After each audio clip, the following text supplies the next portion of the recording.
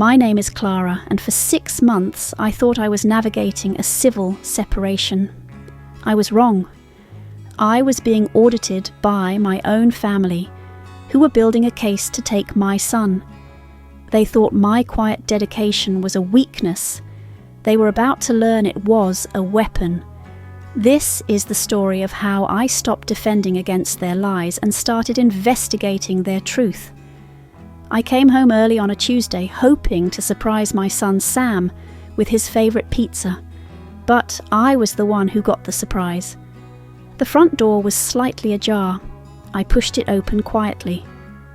The first thing I heard were hushed, urgent voices coming from my home office. 2 voices I knew better than my own. My estranged husband, Mark, and my own mother, Evelyn. I froze in the hallway, my keys still in my hand. "Are you sure this is everything?" Mark whispered. His voice was tight with stress. "I've looked everywhere," my mother hissed back. "Her payroll stubs, her freelance contracts. She keeps everything so organized. Just find what you need so we can get out of here before she gets home." Find what they need? My mind raced. Mark and I had been separated for 6 months. Our custody arrangement for Leo was informal, messy, but functional. Why were they secretly in my house going through my private papers? Then I heard a crash, a stack of books tumbling to the floor. "Clumsy fool," my mother snapped. "Just grab the folder and go." I saw Mark hurry out of my office, clutching a manila folder.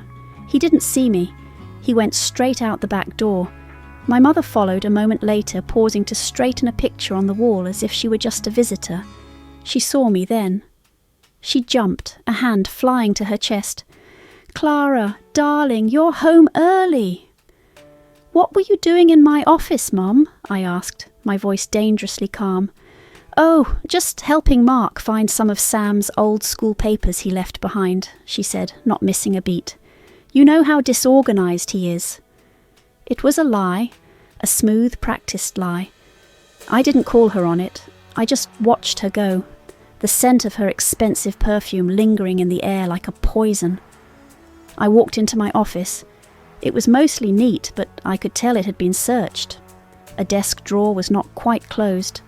A pile of papers was slightly askew, and on the floor, half hidden under the desk, were 2 sheets of paper they had dropped in their haste. I picked them up.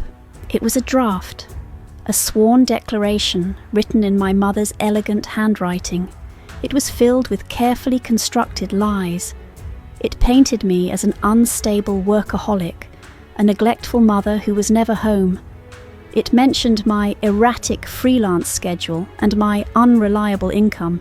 It was a character assassination on paper, and it was clearly intended for a lawyer. The pizza box in my hand suddenly felt very cold. They weren't just snooping, they were building a case. They were planning to take my son. My first instinct was to scream, to call Mark and my mother and unleash a storm of fury. But a cold, quiet voice in my head said, "No, not yet." Anger was a fire that burned out. I needed something that would last. I needed a plan. My mind raced. Okay, step 1, secure my life. I went straight to my desk, grabbed my work laptop and my personal hard drive, the ones that held every contract, every invoice, every piece of my professional life. I packed them into a bag. They would not get their hands on my ammunition. Step 2, call for backup, but not a lawyer. Not yet. I needed a strategist. I called David, my colleague and one of my closest friends. He knew my work ethic better than anyone. He picked up immediately. "Clara, what's up? You sound strange." I took a deep breath. "David, they're coming for me. My mother and Mark, they were in my house. They're trying to build a case that I'm an unfit mother, that my work makes me unstable." There was a moment of shocked silence. "What?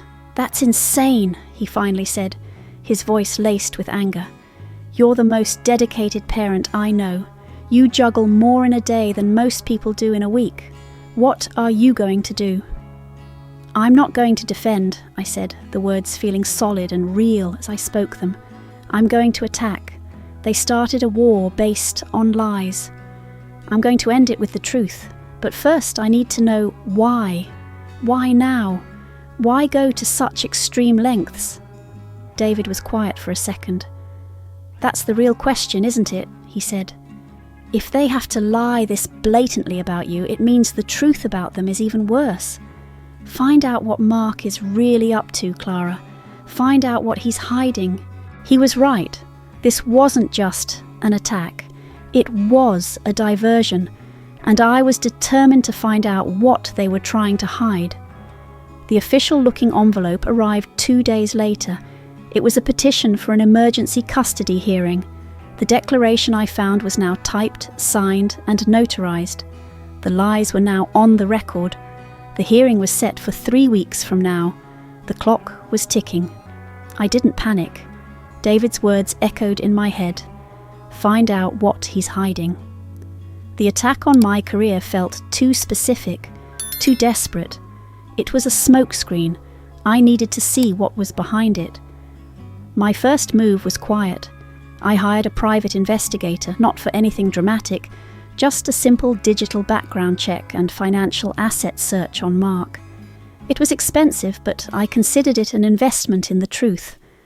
While I waited for his report, David and I started our own investigation. "Think back, Clara," David said as we sat in his office late one night, a whiteboard covered in notes between us. "Has Mark been acting strange about money?" I thought back over the last 6 months. The way he always insisted on paying for things in cash when we met for Leo's handovers.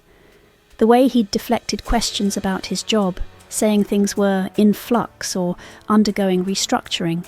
He was a high-level sales director at a major tech firm, a job he was always proud of. But he hadn't mentioned a single specific deal or success in months. "He's been evasive," I admitted, "and he sold his boat last month. He told me it was because he didn't have time for it anymore." "A sales director selling his prized boat?" David raised an eyebrow. "That's not a time issue. That's a cash flow issue." He was right. The pieces started to click into place, forming a picture I didn't want to see. The PI's report landed in my inbox a week later. I opened the encrypted file, my heart pounding. It was worse than I imagined. Mark had been laid off from his job 7 months ago during a major company downsizing. He hadn't worked a single day since.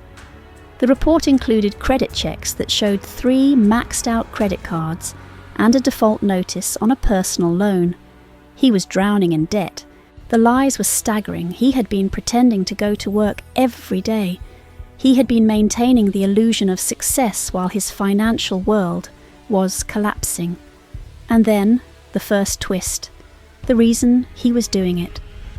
The PI had found his recent search history on a shared family computer he had forgotten to wipe. He had been researching child support laws in our state, specifically how a primary custodian with a high-earning ex-spouse could receive a substantial monthly support payment. It all made a sickening kind of sense. This wasn't about my parenting. This wasn't about Leo's well-being. This was a financial heist. He needed to make me look like an unstable parent so he could gain full custody, which would unlock a steady stream of income from me in the form of child support. It was his golden parachute. The realization left me numb.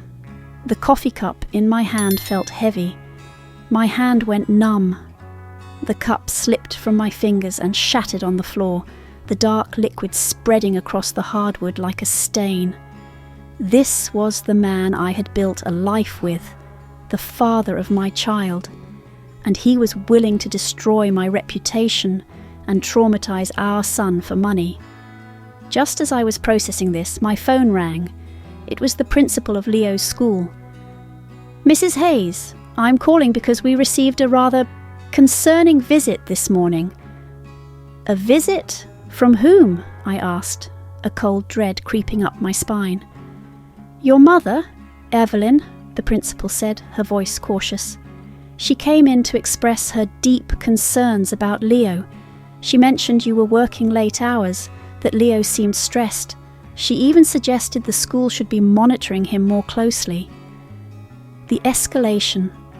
It was happening. They weren't just filing papers. They were actively poisoning the well. They were building a narrative, brick by brick, lie by lie, in every corner of my life. I felt a surge of rage, so intense it almost choked me. But I pushed it down. Rage wouldn't help me, evidence would. "Thank you for letting me know, Principal Davis," I said, my voice steady. "I appreciate your transparency. I assure you, Leo is happy and thriving.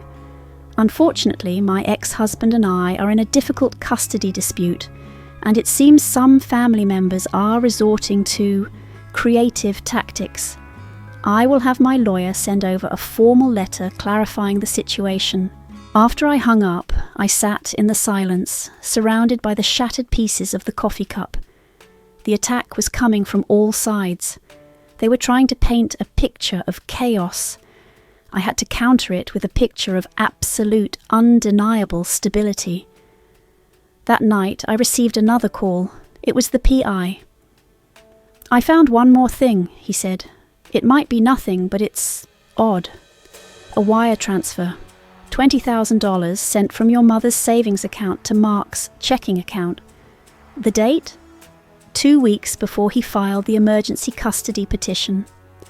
The final piece clicked into place. My mother wasn't just a concerned grandmother being misled by her former son-in-law. She wasn't just providing a supporting statement. She was financing the attack. She was an investor in this hostile takeover of my life. She knew Mark was unemployed and desperate. She gave him the money he needed to hire an aggressive lawyer and start this war. Why? The answer was simple and selfish. If Mark lost and his financial ruin became public, who would he turn to for a bailout? His former mother-in-law, who had always doted on him. She wasn't trying to protect her grandson.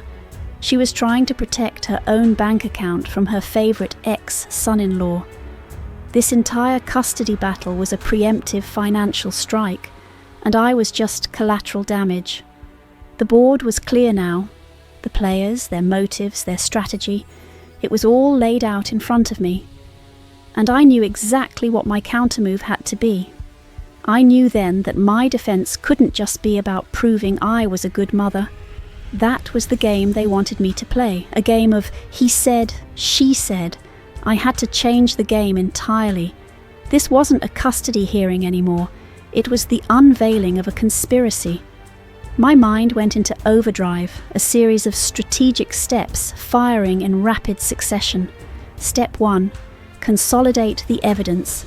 I had the PI's report, the proof of Mark's unemployment, his debts, and the wire transfer from my mother. Step 2. Frame the narrative. I would not be the defendant. I would be the one revealing the truth. Step 3. Set the trap. The courtroom would be my stage. I spent the next 2 weeks in a state of controlled fury.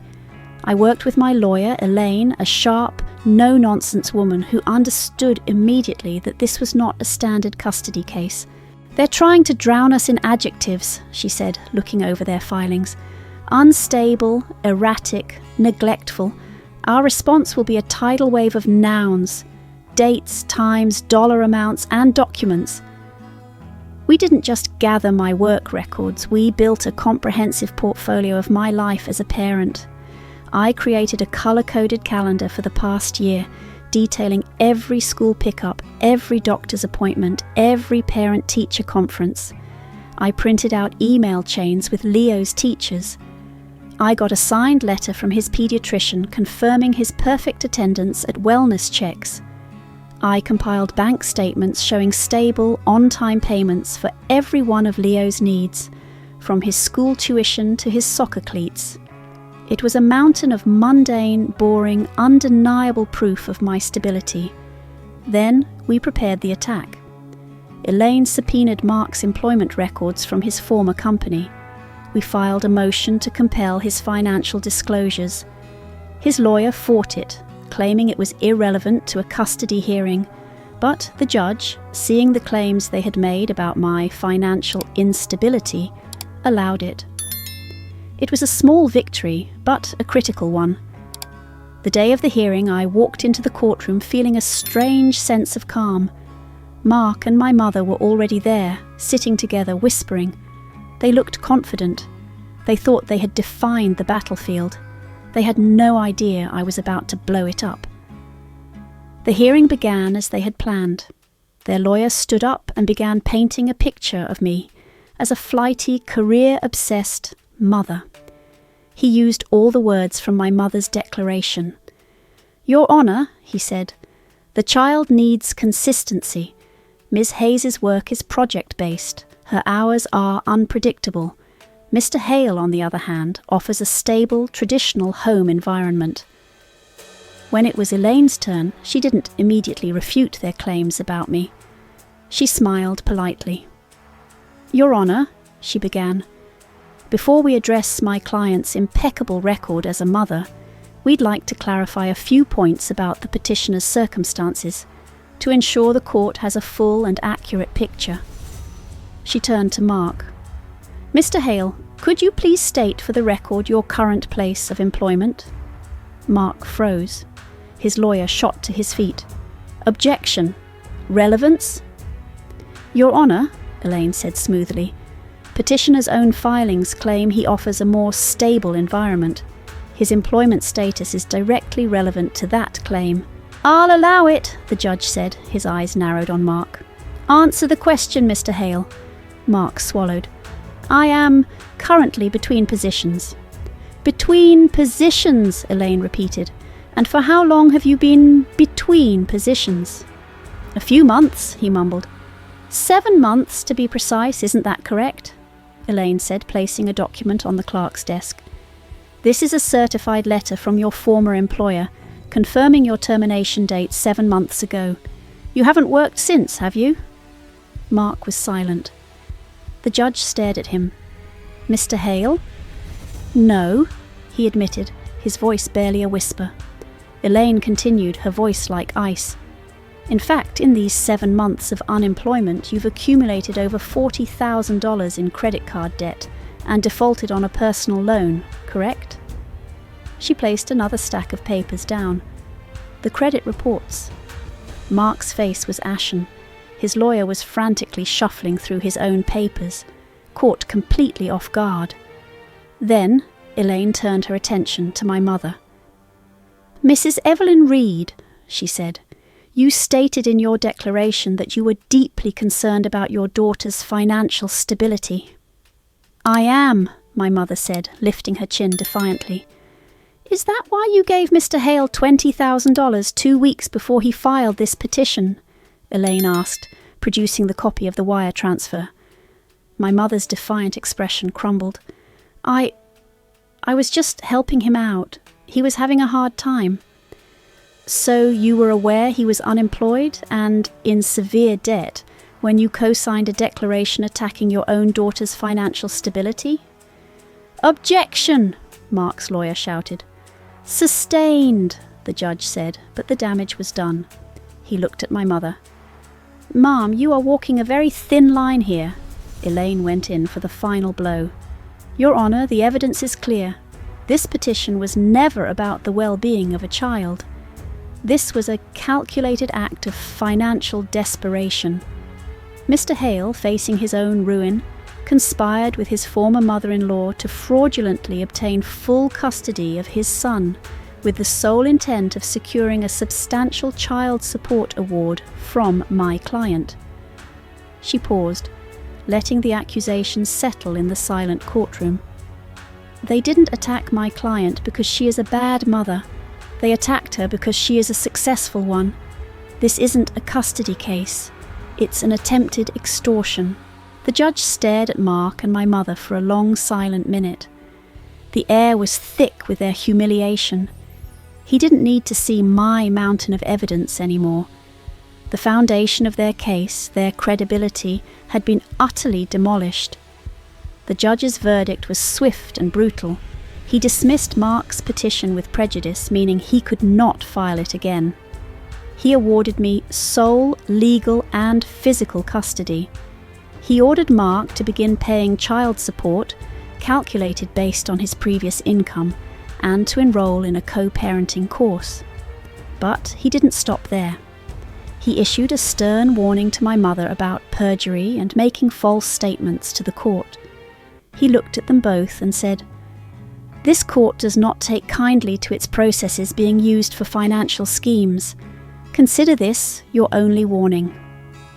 We walked out of the courtroom into the bright afternoon sun. Mark and my mother scurried away, not making eye contact. The war was over. David was waiting for me by the steps, holding 2 cups of coffee. He didn't say, "I told you so." He didn't say, "You did it." He just handed me a cup and gave me a small, proud smile. "So," he said, "pizza tonight to celebrate? My treat." In that moment, surrounded by the cold marble of the courthouse, his simple offer of friendship felt like the warmest victory of all. The months that followed were quiet. Mark, forced to face his debts, finally got a new job, though it was a significant step down from his old one. My relationship with my mother was fractured, perhaps irreparably. We didn't speak, but my life and Leo's found a new, peaceful rhythm. The cloud of anxiety that had been hanging over me was gone. My work thrived. My son thrived. I had won not by being louder, but by being smarter. I had won not by defending against their lies, but by exposing their truth. One evening, about a year later, I was tucking Leo into bed. He looked up at me. "Mom, are you happy?" The question was so simple, so pure.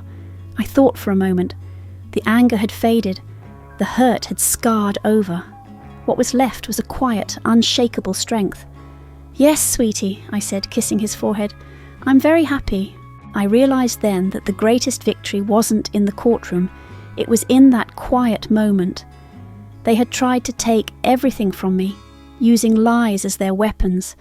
But the truth, I learned, isn't just a shield. It's a sword. And once you're willing to wield it, no lie is safe. Who do you think was the true villain in this story? The desperate ex-husband or the manipulative mother? Let me know your thoughts in the comments below. If you believe that truth is the ultimate form of revenge, give this story a like and subscribe to Whispers of Revenge for more tales of justice being served.